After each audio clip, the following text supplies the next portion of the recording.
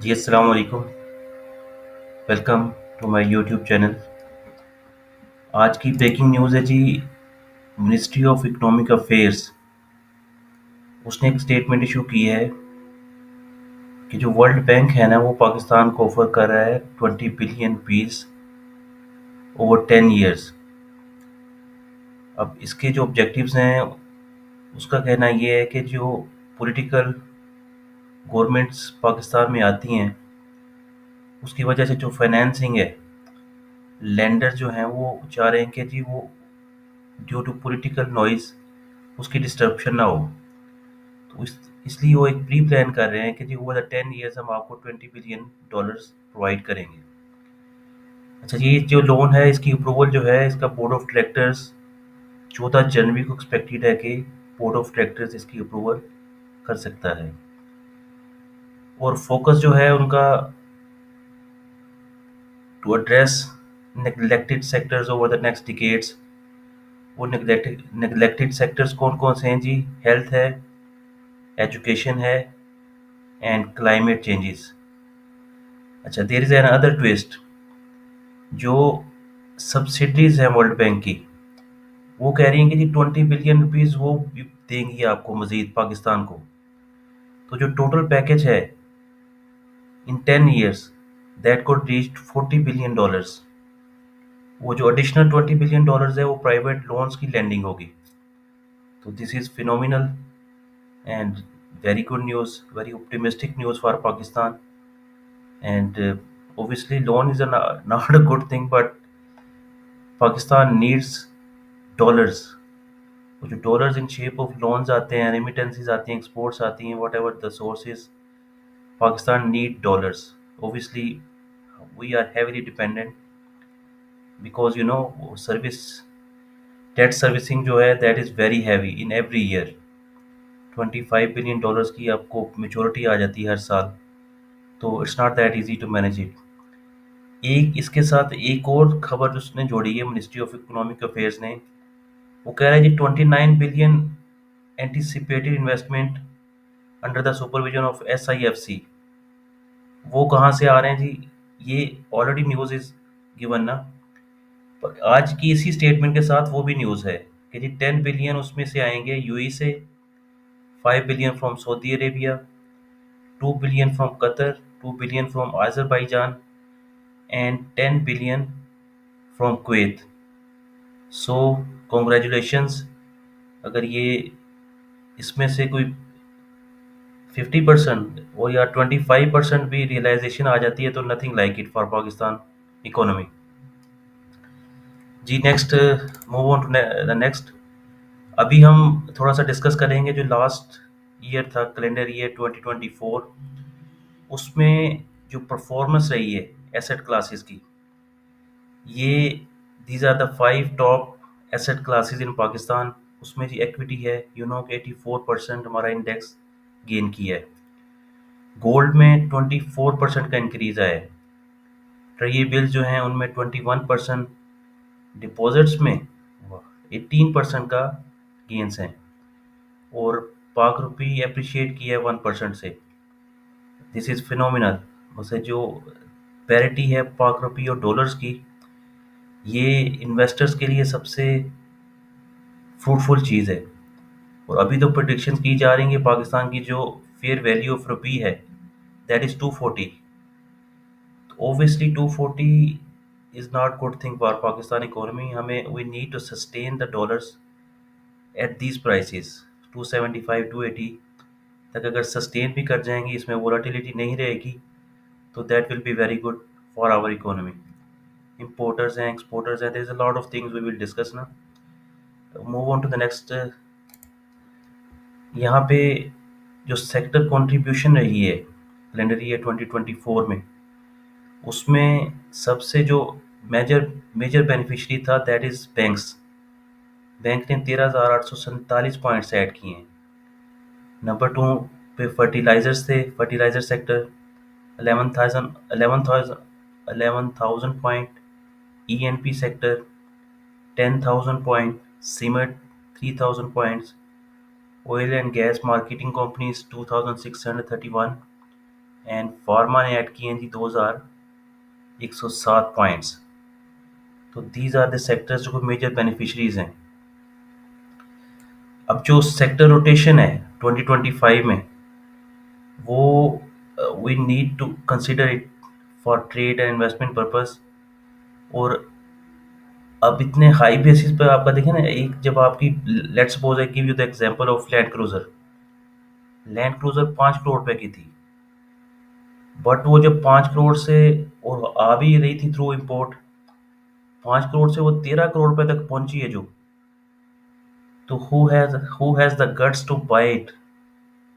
But लोगों के पास, there is a lot of wealth in Pakistan, there is still, उसकी डिमांड नहीं कम हुई। बट वो आ इसलिए नहीं रही कि गवर्नमेंट ने बैन की हुई थी इम्पोर्ट। 13 करोड़ के लिए भी बायर वाज देयर कि ठीक है जी, we need that land cruiser 13 crore पे भी। Same with this asset class of equity. अब बेस हमारी 40,000 की एक जो चीज़ मिल रही थी वो 120,000 की है। 40,000 वाली चीज़ 1,20,000 में मिल रही है। तो 1,20,000 में वो डिमांड उसकी, अब जैसे मैंने अभी I told you about the land cruiser, वो डिमांड मजीद बढ़ जाती है कि जी, पर गवर्नमेंट कह रही थी कि लैंड क्रूजर नहीं आ सकती। इसी तरह जो हमारा इंडेक्स है 1,20,000 पे भी वो ट्रेड ऐसे हो रहा है जैसे कोई उसके लिए इज अ जोक। बहरहाल ट्रेड तो हो रहा है, एवरीबॉडी यू नो। आगे चलते हैं जी। स्क्रिप्ट वाइज कंट्रीब्यूशन जो थी, तो वो थी एफएफसी की 6,086 points, Mari 3,977 points, UBL 3,900 points, OGTC 2,600 points, ईफर 2,100 points, PPL 2,100 points, MGP almost 2,000 points and PSO almost 2,000 points। अच्छा, आई विल यहाँ पे एफएफसी का की हम बात कर लेते हैं। इंडेक्स हो गया जी 40,000 से 80,000, 80,000 से 1,20,000 तकरीबन। एफएफसी 200 रुपए से अभी 400 रुपए भी नहीं हुआ।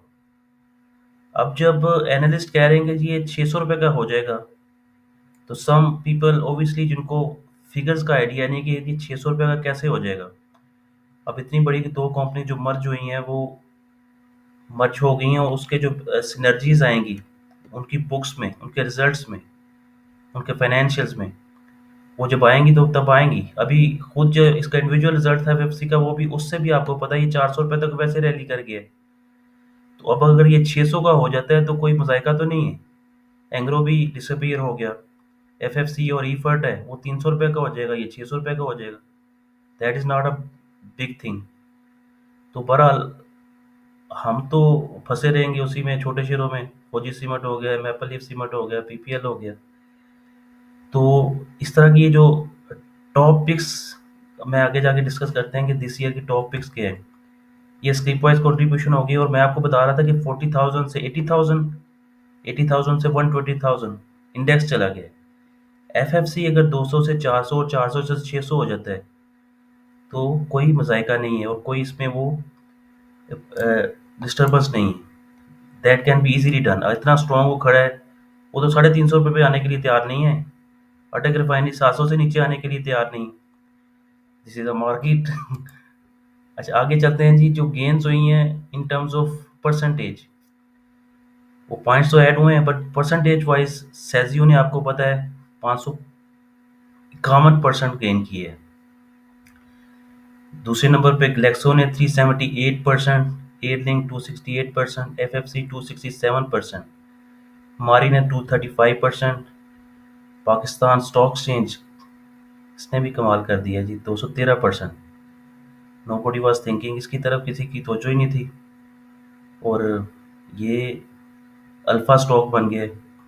Abbott 169, PSO 162% and UBL 161%। Next है जी पोर्टफोलियो इन्वेस्टमेंट।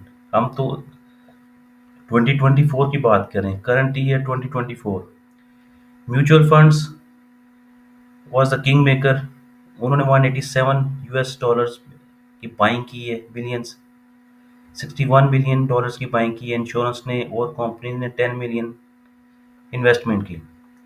अब अगर आप एक चीज़ देखें कि ये जो सारे सेक्टर सेगमेंट्स हैं, NBFC, brokerage, individuals, others, banks, ये जो सारा माल बेच के बैठ गए हैं, व्हाट दे विल डू, ये बैठे रहेंगे ऐसे ही। वो उन्होंने तो बेच दिया। अब ज़ाहिर है जो नोबडी वाज एक्सपेक्टिंग, और जो बड़े बड़े एनालिस्ट बैठे हुए हैं ना, जो 5-5, 10-10 लाख रुपए जो मैंने आपको बताया सैलरीज लेते हैं, वो भी डरते हैं। Everybody fears, market is a game of fear. उनको भी इतने जब हेफ्टी गेन्स आ रहे थे सब ने बेच दिए। अभी ये सब कुछ जो बेच के बैठे हुए हैं पिछले साल, व्हाट दे विल डू, ये वेट करेंगे करेक्शन का, जी हमने माल खरीदना है। और वो करेक्शन अगर नहीं आती तो ओबियसली फिर जिस भाव पे माल मिल रहा है उसी पे खरीदना पड़ेगा ना।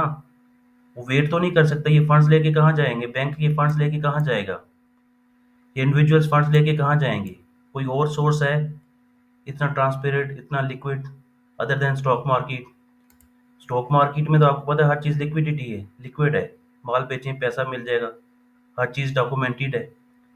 बट ये जो माल सारा कुछ बेच के बैठे हुए हैं और जो फॉरेन पोर्टफोलियो में सारे सारे पैसे निकल रहे हैं, when they will came back, it is my point of view. आप अपना डिसीजन खुद ले सकते हैं। This is my thinking. मेरे मैं अगर let suppose if I am banker और मैंने ये 70 मिलियन US डॉलर का माल बेचा हुआ है, तो मुझे भी माल चाहिए भाई। Everybody needs stocks. बुक्स में कुछ ना कुछ तो रखना है ना, खाली कैश रख के बैठेंगे तो आपकी क्या फिर परफॉर्मेंस क्या रहेगी। सेठ कहेगा जी पैसे अगर तूने कैश लेके बैठना तो वो तो मैं खुद बैठ जाऊंगा। मैंने जो मैनेजर हायर किया हुआ है, मैंने जो CFO हायर किया हुआ है, मैंने जो GM हायर किया हुआ है, उसने तो भाई इन्वेस्टमेंट करनी है, सोर्स ऑफ इन्वेस्टमेंट ढूंढना है, कहाँ से रिटर्न्स आएंगे। 70 मिलियन US डॉलर बेच के बैठे हुए हैं और मजीद जो इन्वेस्टमेंट लिक्विडिटी इतनी ज़्यादा मार्केट में है वो कहाँ पे जाएगी। That is need to be consider ना। नेक्स्ट है जी, इन्वेस्टमेंट स्ट्रेटजी क्या रहेगी अब 2025 के लिए, क्या इन्वेस्टमेंट स्ट्रेटजी है। इसमें सबसे ज़्यादा इंपॉर्टेंट है जी stock picking, this is always important. Sector picking और टाइमिंग। अभी आपको पता है सेक्टर रोटेशन हो रही है। मैंने अपनी प्रीवियस वीडियोस में भी बताया था कि प्लीज़, जैसे मैंने आपको PSX की एग्जांपल दी है, इन्वेस्टमेंट बैंक्स में एक मोमेंटम बन रहा है और स्टील में एक मोमेंटम बन रहा है। ये दोनों सेक्टर्स पूरे 2024 में परफॉर्म नहीं किए, बल्कि ये 10-10 साल से परफॉर्म नहीं किए। Insurance sector is the same. ये तीन सेक्टर्स पे आप यू कैन कंसिडर थोड़ा सा फोकस। बाकी तो जो मल्टीफोल्ड सेक्टर्स बड़े हुए हैं वहाँ पे जाएंगे तो थोड़ा फिर जिगरा आपको रखना पड़ेगा। जैसे दुनिया नेटसोल में फंस गई थी, TRG में फंस गई, तो बड़े बड़े शेयर्स हैं फिर वो भाई आपको ट्रैप भी कर लेंगे। इट ऑल डिपेंड्स कि वो आपके साथ क्या करते हैं। बट यहाँ पे रिस्क कम है, यहाँ पे रिस्क कम है और गेन ज़्यादा हैं। जितने जितने देखे ना, ये एक कॉन्सेप्ट है, अ, वो इंशाल्लाह डिस्कस करेंगे नेक्स्ट अपनी मैं वीलॉग में डिस्कस करूँगा। नॉर्मल डिस्ट्रीब्यूशन, वो मैं आपको बताऊंगा व्हाट इज़ नॉर्मल डिस्ट्रीब्यूशन। कि जब एक स्टॉक मार्केट का एक रूल है, एक कानून है कि वो जब प्रॉफिट डिस्ट्रीब्यूट करता है या गेन्स डिस्ट्रीब्यूट करता है, टाइमिंग कोड भी डिफरेंस हो सकता है टाइमिंग का। पर अगर आप रिटर्न्स मैच करेंगे तो रिटर्न्स उससे भी ज़्यादा है, सबके रिटर्न्स तकरीबन बराबर ही हैं। आप बैंक ऑफ पंजाब के आप रिटर्न्स देख लें, 4 रुपए का शेयर 11-12 रुपए का हो गया। तो what you think that is normal distribution.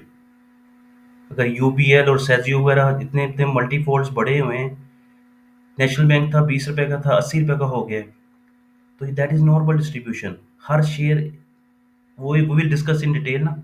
मैं आपको इंशाल्लाह चार्ट के साथ और नंबर्स के साथ try to understand you in simple words, ताकि आपके लिए वो चीज़ें फ्रूटफुल रहें।